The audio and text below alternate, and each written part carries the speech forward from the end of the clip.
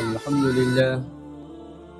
لله رب العالمين، والصلاة والسلام على سيد المرسلين وعلى آله وأصحابه أجمعين، أما بعد. أعوذ بالله من الشيطان الرجيم، بسم الله الرحمن الرحيم. الحج أشهر معلومات، فمن فرض فيهن الحج فلا رفث ولا فسوق ولا جدال في الحج. وقال تعالى في موضع آخر: إن عدة الشهور عند الله 12 شهرا في كتاب الله. وقال النبي صلى الله عليه وسلم: تابعوا بين الحج والعمرة فإنهما ينفيان الفقر والنفاق، أو كما قال النبي صلى الله عليه وسلم. آمنت بالله صدق الله مولانا العظيم وصدق رسوله النبي الكريم، ونحن على ذلك من الشاهدين والشاكرين، والحمد لله رب العالمین۔ یہ ذوالقعدہ کا مہینہ چل رہا ہے، اور یہ مہینہ اسلامی نقطہ نظر سے کئی امتیازی خصوصیت کا حامل ہے۔ یہ ذوالقعدہ کا مہینہ اسلامی کیلنڈر کے اعتبار سے 11واں مہینہ ہے۔ اس کے بعد پھر ذی الحجہ جو 12واں مہینہ ہے، اس کے بعد پھر اگلا سال شروع ہوگا محرم سے۔ تو یہ ذوالقعدہ کا جو مہینہ ہے، اس کو امتیازی خصوصیت حاصل ہے کئی وجہوں سے، اور خاص طور سے 2 وجہیں قابل ذکر ہیں۔ اول یہ کہ یہ مہینہ جو چل رہا ہے یہ اشہور حج میں سے ہے، یعنی اللہ تبارک و تعالی نے جو یہ فرمایا الحج اشہر معلومات، کہ حج کے چند متعین مہینے ہیں، ان میں سے ایک ذوالقعدہ بھی ہے، اس سے پہلے شوال گزرا، اور پھر آخری مہینہ ذی الحجہ، یعنی یہ 3 مہینے ہیں۔ اس کے علاوہ یہ اشہور حرم میں سے ہے۔ دوسری جو امتیازی خصوصیت اسے حاصل ہے وہ یہ کہ یہ اشہور حرم میں سے ہے، یعنی حرمت والے مہینے، جو 4 مہینے جن کے اندر جنگ و جدال جائز نہیں، جو لگاتار 3 ہیں: ذی قعدہ، ذی الحجہ، محرم، اور ایک آگے چل کر رجب۔ یہ 4 مہینے وہ ہیں جو اشہور حرم کہلاتے ہیں، اور ان کی تعظیم اور ان کی حرمت کا معاملہ حضرت ابراہیم علیہ السلام سے چلا آ رہا تھا۔ لہذا عربوں میں بھی، حالانکہ وہ اسلامی تعلیمات سے دور تھے، سیدنا حضرت ابراہیم علیہ السلام نے جو دین انہیں دیا تھا، یا جزیرۃ العرب کے اندر جو نشو و نما پایا تھا، ان تمام کو بھولنے کے باوجود بھی وہ ان مہینوں میں لڑائی جھگڑا نہیں کیا کرتے تھے۔ جنگ و جدال، قتل و غارت گری سے اپنے آپ کو روک لیتے تھے، یعنی بیٹھ جاتے تھے۔ اسی لیے اس کا نام ذوالقعدہ ہے۔ ذو کے معنی ہوتے ہیں والا، جیسے ذوالمال، مال والا، ذوالوجہ، چہرے والا۔ اسی طرح ذوالقعدہ، ذو کے معنی والا، اور قعدہ کے معنی بیٹھنے کے۔ قاعد، بیٹھنے والا، جب بڑے قاف سے کہیں گے تب، اور اگر کہیں چھوٹے قاف سے آپ نے کہا تو پھر سب سے بڑا مکار۔ بڑے قاف سے، یعنی عربی میں جو الفاظ کا معاملہ ہے وہ کتنا اہم ہے، کہ جب آپ قاعد کہہ رہے ہیں بڑے قاف سے، تو اس کے معنی ہے بیٹھنے والا، عین کے ساتھ۔ اور جب اس کو بڑا قاف ہی سے کہیں لیکن عین کی جگہ حمزہ پڑھ دیں، تو اس کے معنی آتے ہیں قیادت اور رہنمائی کرنے والا۔ اور جب چھوٹا کاف کر دیں ہو جائے گا مکار، سب سے بڑا مکار۔ قرآن نے اس کو ذکر کیا۔ زلیخا نے یوسف علیہ السلام کے ساتھ جو کچھ کیا آپ حضرات کو معلوم ہے۔ قرآن نے جو لفظ استعمال کیا، ان کیدکن عظیم، شیطان کے داو پیش اور مکاری کو ذکر کرتے ہوئے قرآن نے ذکر کیا ان کید الشیطان کان ضعیفا۔ تو یہ عربی میں جو مخارج ہیں، جو الفاظ کی ادائیگی ہیں، آپ سمجھیے کتنی اہمیت کے حامل ہیں، کہ ایک لفظ سے معنی کہیں کا کہیں ہو جاتا ہے۔ تو ذو کے معنی والا کے، اور قاعد کے معنی بیٹھنے والا، اسی سے قعدہ، بیٹھا ہوا۔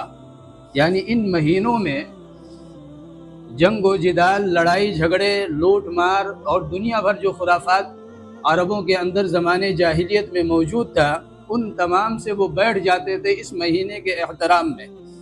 इसलिए इसे ज़ुल्क़ादा कहा गया। और ये चूँकि अशहूर हज में से भी है, इसलिए भी इसे अहमियत हासिल है। इसके अलावा और बहुत सी खुसूसियात हैं इस महीने की।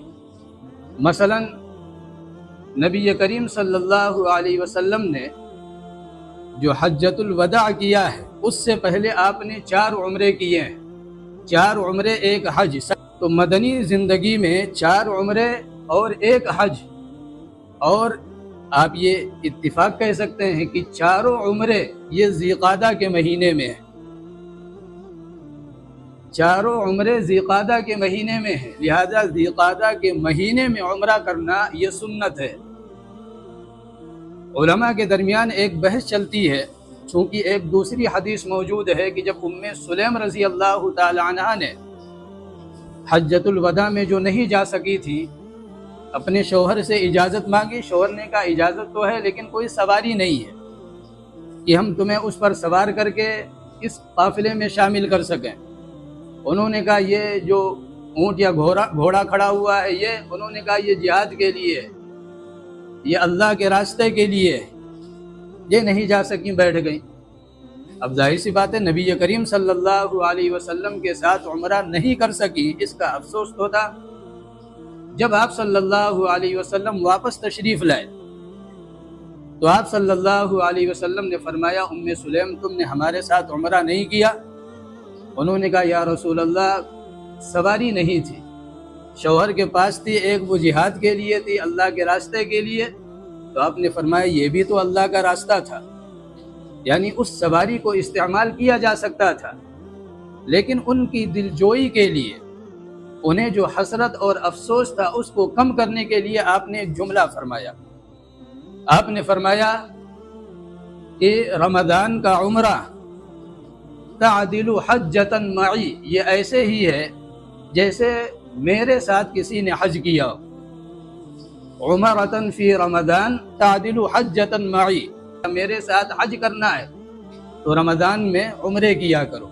ये हदीस इतनी मजबूत है, इतनी मजबूत है कि इस हदीस की बिना पर उलमा ने जो राय कायम की है वो ये कि सबसे अफजल उम्रा ये रमज़ानुल मुबारक का है।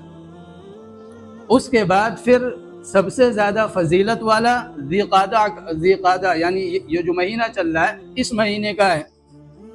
लेकिन एक बड़े आलिम हैं अल्लामा इब्न क़य्यिम रहमतुल्लाह अलैह, वो ये फरमाते हैं कि मुझे फ़ैसला करना मुश्किल है कि आया ज़िक़ादा का उम्रा अफजल है या रमज़ानुल मुबारक का उम्रा अफजल है। मैं इसमें अल्लाह से इस्तिखारा करता हूँ कि अल्लाह मेरे दिल को उस तरफ फेर दे जो फ़ज़ाइल के एतबार से बढ़ा हुआ है। वो फरमाते हैं दोनों तरफ दलाइल इतने मजबूत हैं कि फ़ैसला करना मुश्किल है कि आया रमज़ान का उम्रा बेहतर है, अफजल है, या ज़िक़ादा का उम्रा बेहतर और अफजल है। तो आप सल्लल्लाहु अलैहि वसल्लम ने चारों उम्रे इस महीने में फरमाए हैं। इसके अलावा मूसा अलैहिस्सलातु वस्सलाम को जब अल्लाह तबारक व तआला ने तौरात देने के लिए मुंतखब फरमाया और फरमाया 30 रोज़े आप रखिए, तो हज़रत मूसा अलैहिस्सलाम ने जो 30 रोज़े रखे हैं वो इसी महीने के यानी ज़िक़ादा के, उसके बाद उन्हें तौरात मिली और फिर ये 30 रोज़ा बढ़ गया था, 10 दिन और इसमें इजाफा हो गया था, 40 दिन का रोज़ा हुआ। तो 30 ज़िक़ादा के और 10 ज़िलहिज्जा का पहला अशरा, इन तमाम को पूरा करने के बाद यानी 40 रोज़ों को पूरा करने के बाद हज़रत मूसा अलैहिस्सलाम को अल्लाह तबारक व तआला ने तौरात अता फरमाई। तो ये भी एक फजीलत की चीज़ है। इसके अलावा सुलह हुदैबिया जो एक संगे मील है इस्लाम में, जिसको कुरान करीम ने फ़तह मुबीन कहा, इसलिए कि उसके बाद जो फुतूहात का सिलसिला शुरू हुआ तो सिर्फ सहाबे किराम रज़ी अल्लाहु अन्हुम अजमाइन तक महदूद नहीं रहा, बल्कि ये ताबईन के दौर में, तबे ताबईन के दौर में और उसके बाद जो मुसलमान आते रहे और जो सही मानों में मुसलमान रहे, وہ تمام فتوحات در فتوحات کرتے چلے گئے۔ بنیاد کیا تھی؟ صلح حدیبیہ۔ حالانکہ حضرت عمر رضی اللہ تعالی عنہ نے اس وقت سوال کیا تھا کہ یا رسول اللہ، ہمارے ہاتھ بندھے ہوئے ہیں، بظاہر اس میں ہماری شکست ہے کہ ہم احرام کھول دیں، عمرہ بھی نہیں کر سکتے، یہاں سے واپس چلے جائیں، اس کے بعد جب اگلے سال آئیں گے تو ہمارے ساتھ ایک تلوار ہوگی، وہ بھی میان میں، اور ان کا کوئی اگر مسلمان ہو کر مدینہ طیبہ آئے تو ہم اسے واپس کریں گے، اور ہماری طرف سے کوئی نعوذ باللہ مرتد ہو کر چلا جائے تو یہ واپس نہیں کریں گے۔ تو یا رسول اللہ، اگر یہ فتح ہے تو پھر شکست کس چیز کا نام ہے؟ اب فتح ھذا، اگر یہ فتح ہے تو شکست کسے کہتے ہیں؟ یہ حضرت عمر رضی اللہ تعالی عنہ کے جذبات تھے، لیکن اللہ کے حبیب صلی اللہ علیہ وسلم نے یہ کہہ کر انہیں خاموش کیا کہ عمر، زبان کو لگام دو، میں اللہ کا رسول ہوں۔ وہی سارے سوالات سیدنا حضرت ابوبکر صدیق کے پاس لے کر آئے، انہوں نے بھی یہی جملہ فرمایا تھا کہ عمر، کس کے تعلق بات کر رہے ہو؟ جانتے نہیں ہو وہ اللہ کے رسول ہیں، وہ جو کچھ کر رہے ہیں وہ اللہ کے حکم کی بنیاد پر ہے، ان کی اپنی ذاتی کوئی خواہش نہیں ہے، لہذا زبان کو بند رکھو۔ اس وقت سمجھ میں نہیں آ رہی تھی بات، لیکن اس کے بعد یعنی صلح حدیبیہ جو 10 سال ہوا، یہ شرط رکھی گئی کہ آپس میں ہم لڑیں گے نہیں، آپس میں کوئی جنگ نہیں ہوگی، آپ بھی چین و سکون سے رہیں، ہم بھی چین و سکون سے رہیں گے، ایک دوسرے پر حملے نہیں۔ لیکن یہ صلح ٹوٹی، بہرحال 10 سال یہ پورا نہیں ہوا۔ اس کے بعد پھر فتح مکہ، اس سے پہلے ادھر خیبر، اور یہ ساری چیزیں فتح ہوتی چلی گئیں۔ تو یہ اسلامی جو دائرہ ہے اس کے بڑھانے میں یا بڑھنے میں صلح حدیبیہ کا ایک بنیادی کردار ہے، جو اسی مہینے میں یعنی ذی قعدہ کے مہینے ہی میں وجود میں آیا تھا، اسی میں یہ صلح ہوئی تھی۔ اس کے علاوہ اس مہینے کے اندر ایک بڑا اہم غزوہ ہے جو غزوہ بنو قریظہ کے نام سے سیرت میں مشہور ہے، وہ انجام پایا تھا۔ غزوہ خندق اس سے پہلے ہے۔ غزوہ خندق میں اللہ نے مسلمانوں کو فتح دی، عرب کے سارے قبائل نے جمع ہو کر یہ سوچا کہ مدینہ طیبہ پر چڑھائی کر کے ہم جتنے مسلمان ہیں ان تمام کو نیست و نابود کر دیں، انہیں دنیا سے مٹا دیں، ان کا وجود روئے زمین پر باقی نہ رہے۔ سلمان فارسی رضی اللہ تعالی عنہ کی رائے سے خندق وجود میں آئی، خندق کی کھدائی ہوئی، اور پھر اللہ تبارک و تعالی نے ایک طوفان اور آندھی بھیجا جس سے کفار کے جو لشکروں میں جو سامان وغیرہ جو خیمے میں تھے، یہ تمام چیزیں اکھڑ گئی، تتر بتر ہو گیا، اور ایسا خوف و ہراس غالب آیا ان پر، ایسا چھایا کہ وہ مدینہ طیبہ چھوڑ کر مکے کی طرف سرپٹ بھاگے۔ جب اس غزوے سے آپ صلی اللہ علیہ وسلم فارغ ہو گئے اور سب صحابہ کرام تقریباً اپنے اپنے گھروں میں جانے لگے یا چلے گئے، سیدنا حضرت جبریل علیہ السلام اس وقت تشریف لائے۔ چونکہ بنو قریظہ سے معاہدہ تھا، مدینہ پہنچتے ہی آپ صلی اللہ علیہ وسلم نے میثاق مدینہ کیا تھا، وہاں کے جو باشندے تھے اور یہ لوگ آباد تھے، ان کے بڑے بڑے قبیلے بنو نذیر، بنو قریظہ، بنو قینقاع موجود تھے، لہذا سب نے مل کر آپس میں یہ معاہدہ کیا تھا کہ ہم آپس میں کچھ بھی کریں، لیکن اگر کوئی باہری طاقت مدینہ طیبہ کی طرف آتی ہے تو اپنی ساری دشمنیاں بالائے طاق پر ہم ایک ساتھ ہو کر باہر سے آنے والے لشکر کا دفاع کریں گے۔ اس پر معاہدہ ہو گیا تھا۔ انہوں نے غزوہ خندق کے موقع پر بلکہ تمام قبائل کو مسلمانوں کے خلاف جمع ہونے پر اکسانے والے یہی یہود حضرات تھے، اور خندق کے موقع پر بھرپور ان لوگوں نے کافروں کی مدد کی تھی، مشرکین مکہ کی۔ لہذا جب خندق سے فراغت ہو گئی تو حضرت جبریل علیہ السلام تشریف لائے اور آپ صلی اللہ علیہ وسلم سے فرمایا کہ آپ نے ہتھیار اتار دیے، ابھی ہم فرشتوں نے ہتھیار نہیں اتارے ہیں، ابھی ایک مہم اور درپیش ہے۔ آپ صلی اللہ علیہ وسلم نے فرمایا وہ کون سی مہم ہے؟ انہوں نے فرمایا بنو قریظہ نے غداری کی ہے، انہیں اس کی سزا دینی ہے۔ آپ صلی اللہ علیہ وسلم نے اعلان فرمایا کہ تمام حضرات یعنی جو جنگ میں شریک تھے یہ تمام کے تمام بنو قریظہ میں جا کر مغرب کی نماز پڑھیں۔ یہ مشہور واقعہ ہے کہ جب صحابہ کرام رضی اللہ عنہم اجمعین بنو قریظہ کے قریب پہنچ رہے ہیں تو راستے میں عصر کی نماز قضا ہونے لگی۔ بعضوں نے کہا کہ بھائی ہم نماز پڑھیں گے، اس لیے کہ اللہ کے حبیب صلی اللہ علیہ وسلم یہ کہنا چاہ رہے تھے کہ جلدی سے جلدی جا کر بنو قریظہ کے قریب پہنچو یا بنو قریظہ کے قبیلے میں جلدی پہنچو، یہ آپ کا مطلب تھا۔ بعض نے کہا ہم مطلب نہیں سمجھتے، اللہ کے حبیب نے یہ کہا مغرب کی نماز وہاں جا کر پڑھو تو ہم مغرب کی نماز وہیں پڑھیں گے، عصر چاہے ہماری قضا ہو جائے۔ جب اللہ کے حبیب صلی اللہ علیہ وسلم خود تشریف لائے، جب دونوں جماعتوں نے اپنا اپنا جو نظریہ تھا، جو سوچنے کا انداز تھا، جب سامنے رکھا، آپ نے فرمایا دونوں حق پر ہیں، اس لیے کہ دونوں کے پیش نظر کیا تھا؟ اللہ کے حبیب صلی اللہ علیہ وسلم کے حکم پر عمل کرنا۔ یہی معاملہ چاروں فقہ کا ہے۔ امام شافعی رحمۃ اللہ علیہ اسی حدیث سے کچھ کہہ رہے ہیں، وہی حدیث امام مالک رحمۃ اللہ علیہ کے سامنے ہے، وہ کچھ کہہ رہے ہیں۔ وہی جب احمد ابن حنبل رحمۃ اللہ علیہ کے پاس پہنچ رہی ہے تو اسی حدیث سے وہ کچھ بیان کر رہے ہیں۔ وہی جب امام ابو حنیفہ رحمۃ اللہ علیہ کے پاس آتی ہے تو کچھ بیان کر رہے ہیں۔ ان چاروں کے پیش نظر کیا ہے؟ اللہ کے حبیب صلی اللہ علیہ وسلم کے ارشادات پر عمل کرنا، لیکن سوچنے کا انداز الگ ہے۔ ہر آدمی کے سوچنے کا اور سمجھنے کا جو انداز ہے وہ ایک جیسا نہیں ہوتا ہے، الگ الگ آدمی الگ الگ زاویے سے کسی چیز میں غور و فکر کرتا ہے۔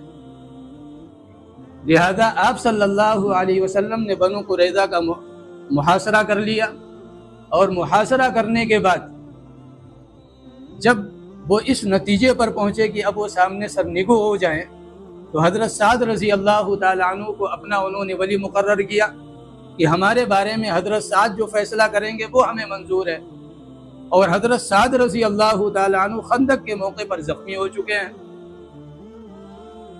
آپ صلی اللہ علیہ وسلم کے حکم پر حضرت سعد بن معاذ رضی اللہ تعالیٰ عنہ کو لایا گیا۔ یہودیوں کے ذہن میں یہ بات تھی کہ سعد رضی اللہ تعالیٰ عنہ یہ ہمارے حلیف ہیں، زمانے جاہلیتی سے ہمارے دوست ہیں، ہمارے ساتھ رہنے والے ہیں، تو وہ ہمارے حق میں فیصلہ کریں گے، اس لیے انہوں نے انتخاب کیا تھا۔ جب حضرت سعد رضی اللہ تعالیٰ عنہ کو فیصل بنا کر مجلس میں لایا گیا تو انہوں نے فیصلہ دیا کہ بنو قریظہ کے جتنے جوان ہیں جو تلوار اٹھا سکتے ہیں ان تمام کو قتل کیا جائے گا، جو بوڑھے اور جو عورتیں ہیں ان کو غلام اور باندی بنا کر بیچ دیا جائے گا۔ یہ بڑا سخت فیصلہ تھا جو حضرت سعد رضی اللہ تعالیٰ عنہ نے دیا، اور یہی اللہ کا فیصلہ تھا۔ لہذا ان کے قتل کا اور مدینے سے ان کے وجود کو مٹا دینے کا، ان کے نام و نشان کو ختم کر دینے کا، ان کا جو ایک مقام اور مرتبہ تھا اسے مٹی میں ملانے کا جو معاملہ تھا وہ اسی مہینے میں پیش آیا، یعنی ذی قعدہ کے مہینے میں۔ تو یہ ذی قعدہ کا مہینہ یہ کئی اہمیتوں کا حامل ہے، اشہر حج میں سے بھی ہے، اشہر حرم میں سے بھی ہے، آپ صلی اللہ علیہ وسلم کے تمام عمروں کا یہ مہینہ بھی ہے۔ اسی طرح صلح حدیبیہ جس مہینے میں ہوا وہ یہی مہینہ ہے۔ حضرت موسیٰ علیہ السلام نے کوہ طور پر جو 40 روزے رکھے، 30 اس کے 10 اگلے مہینے کے۔ لہذا یہ ذی قعدہ کا مہینہ بھی اللہ تبارک و تعالیٰ کے نزدیک اہمیت کا حامل ہے، اسی لیے اللہ نے اسے اشہر حرم میں سے رکھا۔ اس کے علاوہ یہ چونکہ حج کا سیزن چل رہا ہے، لوگ جا رہے ہیں، بہت سے لوگ پہنچ چکے ہیں، چونکہ حج کے بہت سے مناسک ہیں، بہت سے ارکان ہیں جو سیدنا حضرت ابراہیم علیہ السلام کے ارد گرد گھومتے ہیں۔ اس لیے سیدنا حضرت ابراہیم علیہ السلام کی جو کہانی ہے، آپ رضی اللہ علیہ السلام کا جو واقعہ ہے وہ بار بار سنایا جا چکا ہے۔ مختصراً یہ کہ آپ کی جو پیدائش ہے، اس لیے کہ ان کا بڑا اہم کردار ہے، اس لیے کہ خانہ کعبہ کو یہ تعمیر کرنے والے ہیں۔ ہمارا حج خانہ کعبہ ہی کے ارد گرد اور اس کے نواح میں ہے۔ صفا مروہ آپ دیکھیے، عرفات جائیے، مینا مزدلفہ، یہ تمام یعنی حرم کے دائرے میں یا قریب قریب اس کے موجود ہیں۔ تو ان تمام کو جو یہ مقامات حاصل ہے ان کی بنیاد خانہ کعبہ ہے، اللہ تبارک و تعالیٰ کا وہ گھر ہے، اور ابراہیم علیہ السلام کی حیثیت ایک بانی کی ہے، ایک معمار کی ہے، لہذا حج کا تذکرہ ہو اور ابراہیم علیہ السلام کا تذکرہ نہ ہو تو یہ مناسب نہیں ہے۔ لہذا حضرت ابراہیم علیہ السلام کی جو پیدائش ہے یہ عراق میں ہے، آپ وہاں پیدا ہوئے، اس گھر میں پیدا ہوئے، آپ سب کو معلوم ہے۔ اس کے بعد پیغمبرانہ جو کام ہے، پیغمبرانہ جو مشن ہے، اس کے لیے آپ ملک شام تشریف لے گئے۔ ملک شام سے پھر یعنی اسی دعوتی اور ان چیزوں کے عنوان سے آپ مصر بھی تشریف لے گئے۔ اور ملک شام جب بولا جاتا ہے تو وہ آج کا ملک شام مراد نہیں ہے، بلکہ تقریباً 5 یا 6 ملک آتے ہیں جو اس وقت پورا ملک شام تھا۔ اس میں آپ کا لبنان بھی تھا، آپ کا اردن بھی تھا، ملک شام جو اس وقت موجود ہے وہ بھی تھا، اسی طرح فلسطین بھی ہے، اور جو اسرائیل موجود ہے یہ بھی ہے۔ یہ تمام مل کر ملک شام بنتے تھے۔ لہذا ابراہیم علیہ السلام کے دعوت کا جو مرکز ہے وہ فلسطین کے قریب کوئی بستی ہے، وہاں پر آپ علیہ السلام موجود ہیں۔ وہیں پر اللہ تبارک و تعالی نے آپ کو آپ کی دوسری اہلیہ حضرت ہاجرہ سے ایک بچہ عطا فرمایا، اور پھر جو دوسری اہلیہ ہیں، جو پہلی ہیں بظاہر حضرت سارہ رضی اللہ تعالی عنہ، ان سے بھی حضرت اسحاق کو دے دیا۔ لیکن چونکہ حضرت ہاجرہ رضی اللہ تعالی عنہ کے یہاں بچے کی ولادت پہلے ہوئی، اس بات کو لے کر حضرت سارہ کے اندر غیرت موجود تھی، اور حضرت ہاجرہ ان کا اتنا خیال رکھتی تھی کہ وہ جو لباس ہے وہ نہایت لمبا پہنتی تھی، کہ میں جہاں سے جاؤں تو جو نشان قدم ہے پیچھے ہمارا کپڑا اسے مٹاتا چلے، تاکہ سارہ کی نظر اس پر نہ پڑے، اس لیے کہ جب نظر پڑے گی تو ان کی غیرت کو ٹھیس پہنچے گی۔ یہ کب تک چلتا؟ بہرحال ایک وقت آیا کہ حضرت سارہ نے کہا کہ ان کو ہماری نظروں سے دور کیجیے، یعنی اب یہ صدمہ اور یہ افسوس ناقابل برداشت ہے۔ اس کے بعد اللہ کا حکم آیا کہ اب ہم جہاں کہہ رہے ہیں وہاں لے جا کر اپنی اس بیوی کو اور اس بچے کو چھوڑ کر آئیے۔ حالانکہ وہ ارض مقدسہ جو ملک شام کہلاتا ہے یہ ہر اعتبار سے نہایت خوبصورت شہر تھا۔ آج تو آپ دیکھیے کھنڈرات میں تبدیل ہو چکا ہے، ہر طرف آپ کو کھنڈرات، لاشیں اور یہ ساری چیزیں نظر آئیں گی، لیکن یہ بڑا خوبصورت شہر ہے، اور یہاں کے بارے میں اللہ کے حبیب صلی اللہ علیہ وسلم کا فرمان ہے کہ اہل شام کے اندر خیر موجود ہے، اور جب ان کے اندر فساد آ جائے تو دنیا میں کہیں بھی خیر آپ کو نہیں ملے گا۔ اور اس ملک شام کے اندر فلسطین بھی شامل ہے، یہ بھی ذہن میں رکھے۔ اب حضرت ابراہیم علیہ السلام وہاں سے لے کر حضرت جبریل علیہ السلام کی معیت میں جب آپ چلے ہیں تو چونکہ آگے سب ریگستان ہے، یعنی ریت کے دریا، ریت کے سمندر ہر طرف، اور ان ریت کے سمندروں میں جہاں تھوڑا بہت پانی یا چشمہ ٹائپ کا کچھ اگر نکل آئے تو وہاں تھوڑی بہت ہریالی آ جاتی ہے، اس کو نخلستان کہتے ہیں۔ لہذا ریگستان میں جب نخلستان کہیں نظر آتا تو حضرت ابراہیم علیہ السلام حضرت جبریل علیہ السلام سے پوچھتے کہ کیا یہاں اللہ نے ٹھہرانے کا حکم دیا ہے؟ آپ فرماتے نہیں، ابھی آگے چلیے۔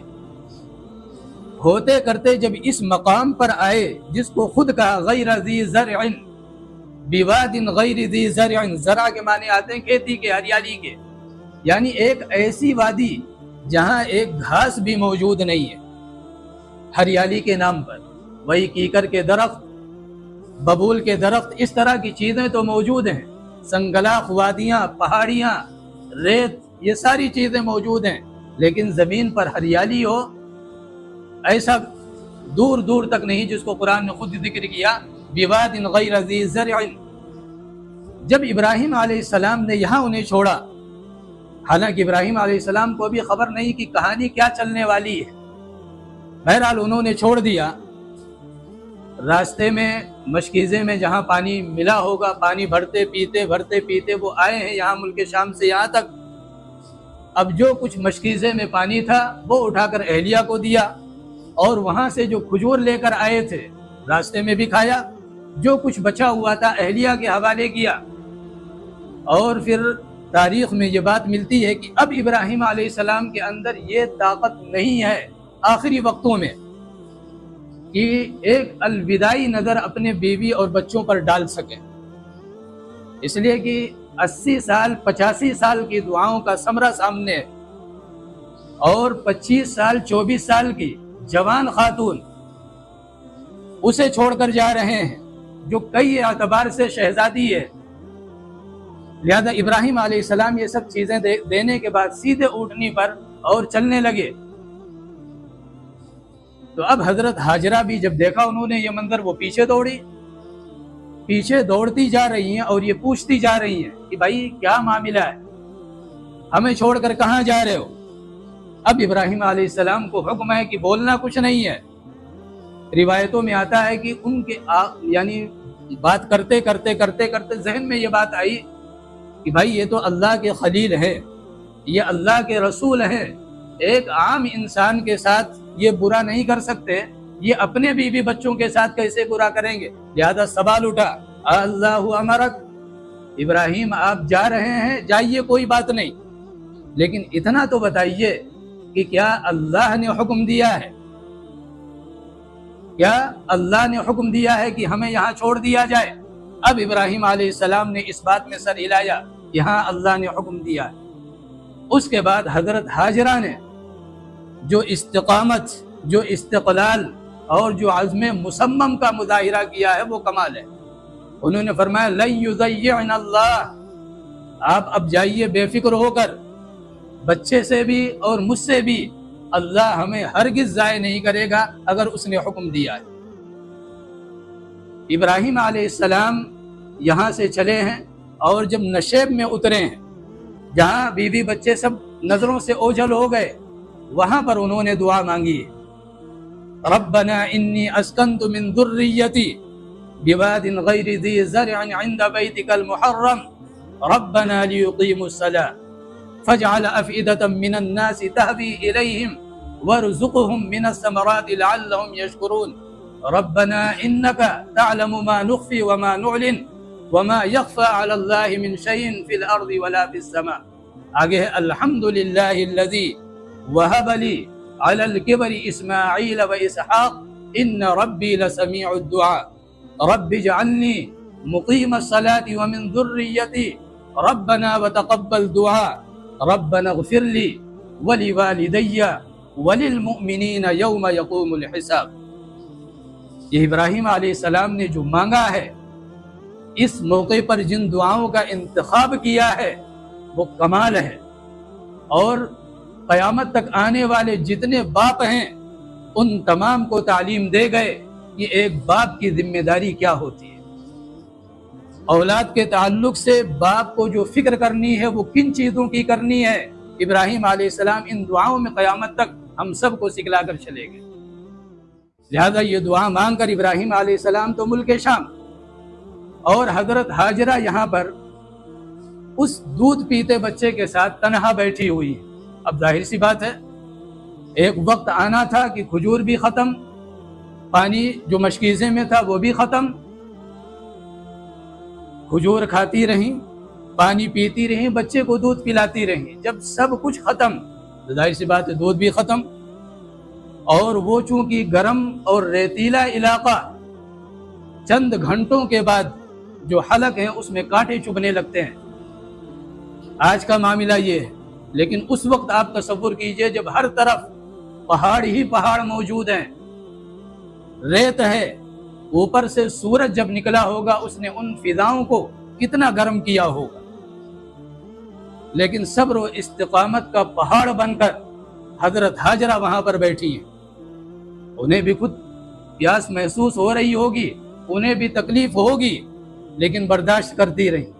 لیکن جب بچے نے تڑپنا شروع کیا تو اب ایک ماں کی ممتا جو ہے وہ جواب دے چکی ہے۔ لہذا اب یہ اٹھی ہیں اور یہ جو صفا اور مروہ کے درمیان آج تو ایک علامت بنا ہوا ہے، ایک علامت بنا دیا گیا کہ یہ صفا ہے یا مروہ ہے، پہاڑ اب نہیں ہے، لیکن ہزاروں سال پہلے جائیے آپ، وہاں ان پہاڑوں کی جو صورت حال ہوگی وہ کیا ہوگی۔ لہذا ان اونچائیوں پر چڑھ کر وہ یہ دیکھ رہی ہیں کہ شاید کوئی قافلہ آ رہا ہو، کہیں سے کوئی زندگی کی ایک امید مل جائے، ایک کرن نظر آ جائے، کچھ پانی مل جائے جو بچے کے منہ میں ٹپکا دیں تاکہ وہ زندہ رہ سکے۔ لہذا وہ کبھی صفا پر دوڑ رہی ہیں، کبھی مروہ پر، اور یہ بیچ میں جو میلین اخضرین ہے جہاں گرین لائٹیں آج کل لگا رکھی ہے، یہ وہ جگہ تھی جو نشیب میں تھی۔ یہاں جب پہنچتی تھیں تو پھر اسماعیل علیہ السلام نظروں سے اوجھل ہو جاتے تھے۔ لہذا یہ نشیب والا جو ایریا ہے، نشیب والا جو حصہ ہے، اسے وہ دوڑ کر عبور کرتے کہ بچہ زیادہ دیر میری نظروں سے غائب نہ رہے۔ لہذا 1 چکر، 2 چکر، 3 چکر، 4 چکر، 7 چکر ہوئے۔ اب آپ اندازہ لگائیے ان 7 چکروں کے بعد خود حضرت ہاجرہ کی حالت کیا رہی ہوگی۔ لیکن 7ویں چکر میں انہیں نظر آیا کہ میرے بچے کے پاس کوئی کھڑا ہوا ہے، اور اب ظاہر سی بات ہے جب بچے کے پاس کسی اجنبی کو کوئی ماں دیکھے تو وہ برداشت نہیں کرے گی، وہ بھی بچہ ایسا جو دودھ پیتا ہو، اسے کوئی تکلیف پہنچا دے، کوئی نقصان پہنچا دے۔ تو وہ جو اب تک توانائی صرف ہوئی تھی وہ تمام دوبارہ جمع کر کے بچے کے پاس پہنچی، اور جب وہاں پہنچی تو پھر عجیب منظر ہے کہ بچہ تڑپتے ہوئے جہاں ایڑیاں مار رہا تھا وہاں پر کیا ہے، چشم یعنی پانی کا فوارہ نکل رہا ہے، اور اللہ نے اس جگہ کو ایسا متعین کیا ہے کہ کسی کو اگر یہ سمجھنا ہو کہ اسماعیل علیہ السلام نے ایڑی کہاں ماری تھی، وہ جا کر زمزم کا کنواں دیکھ لے۔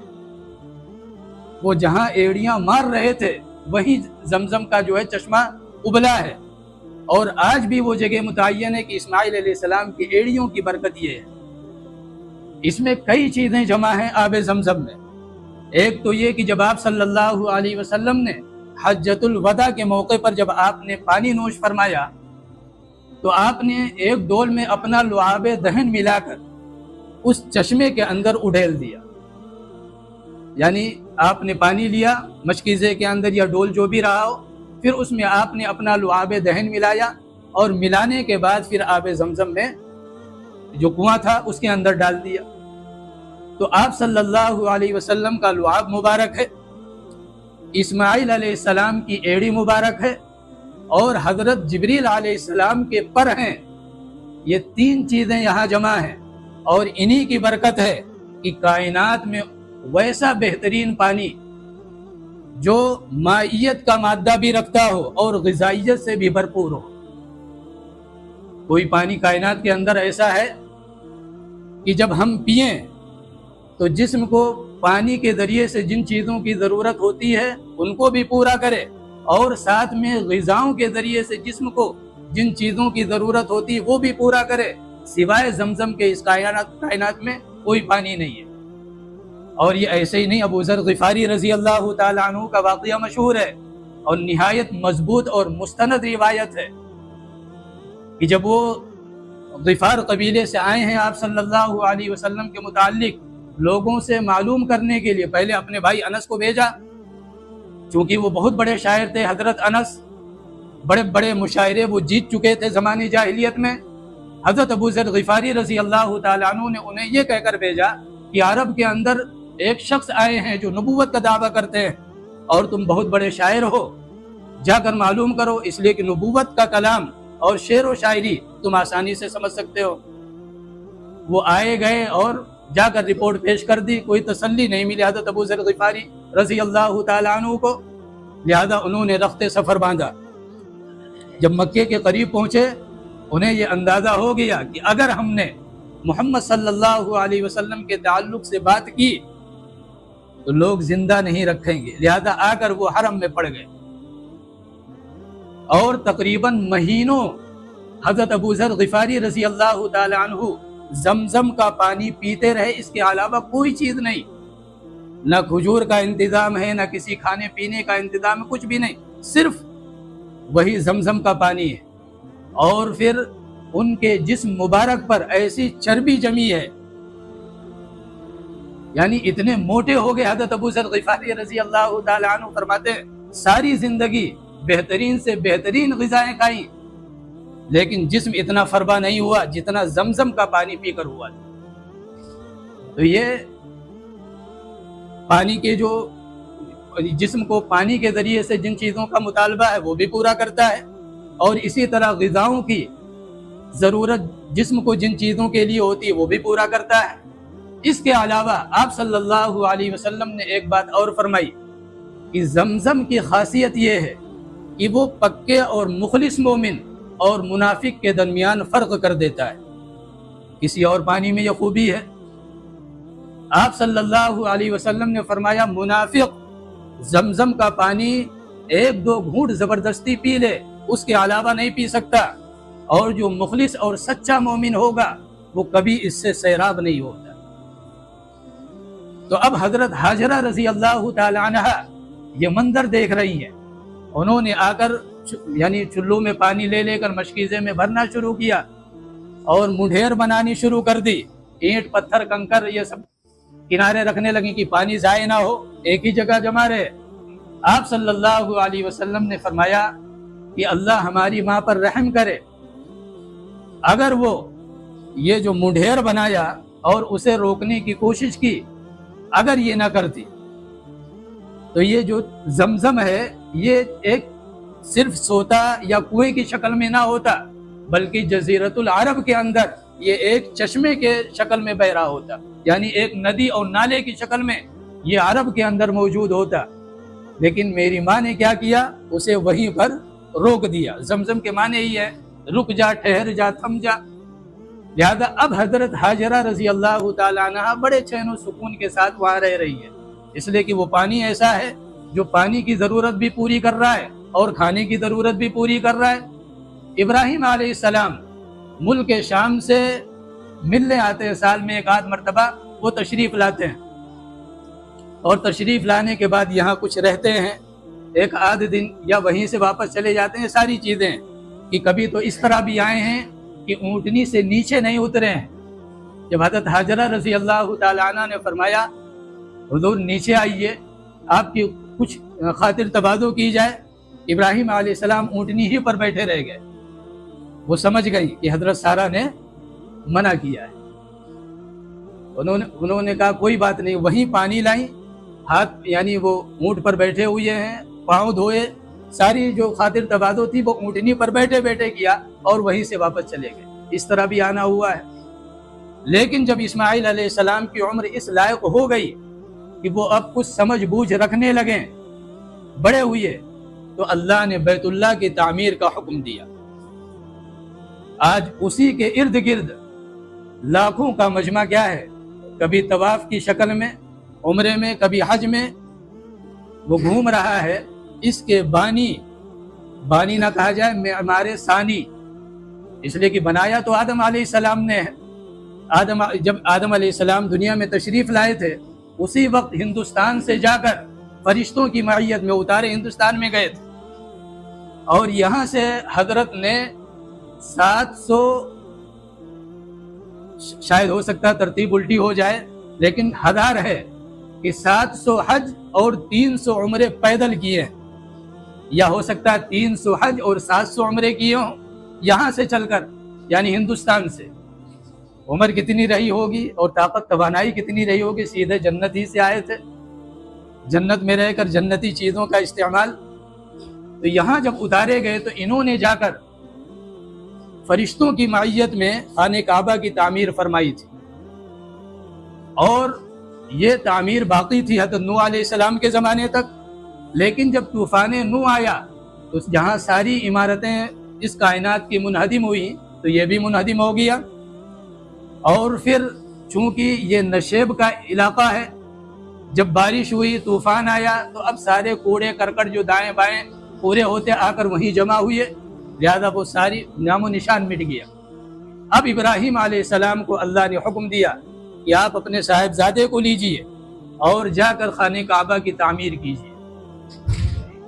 بنیاد کہاں ہے یہ فرشتے بتلائیں گے، لہذا بنیادوں کی نشاندہی کی فرشتوں نے، اور ابراہیم علیہ السلام نے ان بنیادوں کو بنانا شروع کیا، اور بناتے بناتے ان کے زبان پر جو دعائیں ہیں وہ بھی بڑی عجیب و غریب ہیں کہ ربنا وَإِذْ يَرْفَعُ إِبْرَاهِيمُ الْقَوَاعِدَ مِنَ الْبَيْتِ وَإِسْمَاعِيلُ، یہ اللہ فرما رہا کہ وہ وقت یاد کرو جب ابراہیم اور اسماعیل علیہم السلام خانہ کعبہ کی بنیادوں کو بلند کر رہے تھے۔ یہاں یہ نہیں کہا کہ بنیادوں کو بنا رہے تھے، بلکہ بنیادیں پہلے سے موجود تھی، اس کو بلند کر رہے تھے، اور زبان پر تھا ربنا تقبل منا انک انت السمیع العلیم۔ اس کے بعد آگے جو دعا مانگی ہے وہ کمال ہے۔ دعا کیا ہے؟ ربنا وابعث فیہم رسولا منہم یتلو علیہم آیاتہ ویزکیہم ویعلمہم الکتاب والحکمہ وان کانوا من قبل لفی ضلال مبین۔ یہ نبی آخر الزماں کے لیے دعا مانگی جا رہی ہے۔ اسی لیے آپ صلی اللہ علیہ وسلم نے فرمایا میں عیسیٰ کی بشارت اور ابراہیم علیہ السلام کی دعا ہوں۔ عیسیٰ علیہ السلام نے اپنے حواریوں سے کہا تھا کہ یأتی من بعد اسمہ احمد، میرے بعد ایک نبی آنے والا ہے جس کا نام احمد ہوگا۔ یہ عیسیٰ علیہ السلام نے اپنے حواریوں کو خوشخبری دی تھی، اور ابراہیم علیہ السلام دعا مانگ رہے ربنا وبعث فیہم رسولا منہم، اے اللہ ان کے درمیان ایک رسول بھیج۔ تو آپ صلی اللہ علیہ وسلم نے فرمایا کہ میں عیسیٰ علیہ السلام کی بشارت اور اپنے باپ ابراہیم علیہ السلام کی دعا ہوں۔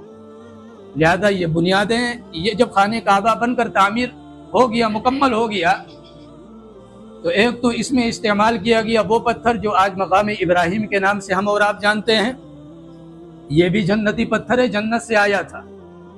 اور جب تعمیر مکمل ہو گئی تو ابراہیم علیہ السلام کی نظر ایک کونے پر پڑی، دیکھا کہ یہاں تو ایک جگہ باقی رہ گئی، یہاں پتھر نہیں موجود ہے، لہذا اسماعیل علیہ السلام کو بلایا اور فرمایا بیٹے میں بتا رہا ہوں اس طرح کا ایک پتھر لے کر آؤ۔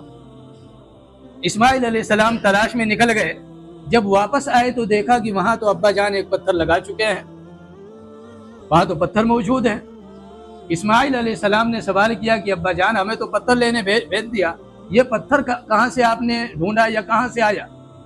تو ابراہیم علیہ السلام نے فرمایا بیٹا یہ پتھر وہاں سے آیا ہے جو ہماری اور تمہاری تعمیر کا محتاج نہیں ہے، یہ جبریل علیہ السلام آسمان سے لے کر آئے، یعنی جنت کا پتھر۔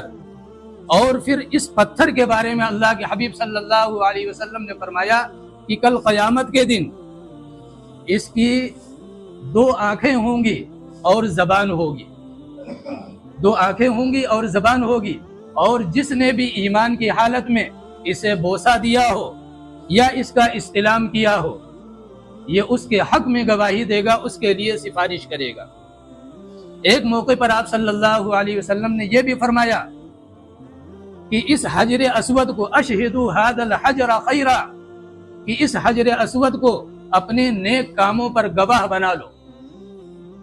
یعنی اگر موقع ملے، جب آپ حرم تشریف لے جائیں، موقع ملے، بھیڑ بھاڑ نہ ہو، رش نہ ہو، کوشش یہ ہو کہ آپ چومیں اسے، بوسہ دیں، جو آپ صلی اللہ علیہ وسلم کی سنت بھی ہے کہ آپ نے جب حجۃ الوداع میں جب طواف شروع کیا ہے تو سب سے پہلے جا کر آپ نے بوسہ لیا، سجدہ کیا، پھر بوسہ لیا، پھر سجدہ کیا، پھر بوسہ لیا، پھر سجدہ کیا، 3 مرتبہ کیا۔ اس کے بعد ملتزم سے قریب ہو کر آپ نے رونا شروع کر دیا اور دیر تک روتے رہے۔ حضرت عمر قریب کھڑے ہیں، وہ دیکھ کر حیران ہو رہے ہیں کہ بھائی آپ صلی اللہ علیہ وسلم رو رہے ہیں۔ تو آپ نے جب دیکھا کہ حضرت عمر حیرت سے دیکھ رہے ہیں تو آپ نے فرمایا ہا ہنا تسأل الابصار، عمر یہ وہ جگہ ہے جہاں آنسو اونڈیلے جاتے ہیں، یعنی گرائے نہیں جاتے، آنسو اونڈیلے جاتے ہیں۔ تو یہ دونوں پتھر ابراہیم علیہ السلام نے جو استعمال کیا، چاہے وہ مقام ابراہیم ہو اور چاہے وہ حجر اسود ہو، یہ دونوں جنت سے لائے گئے ہیں۔ اور اللہ کے حبیب نے یہاں تک فرمایا قیامت اس وقت تک نہیں آئے گی جب تک یہ دونوں پتھر اللہ اٹھا نہ لے، یعنی قیامت کے قریب یہ دونوں پتھر جہاں سے آئے ہیں وہیں واپس چلے جائیں گے۔ اللہ تبارک و تعالی ہم سب کو کہنے سننے سے زیادہ عمل